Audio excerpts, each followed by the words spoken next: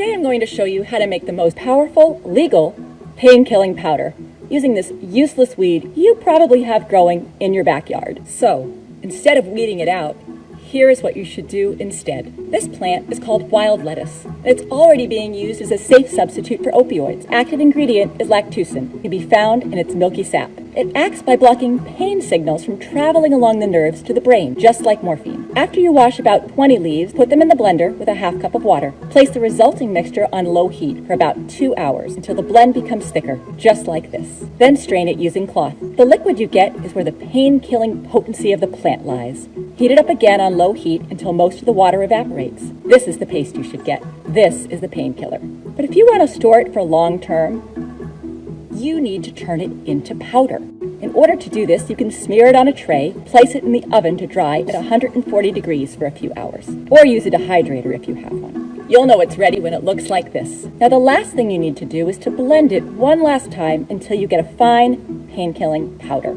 If you want, you can go ahead and encapsulate it.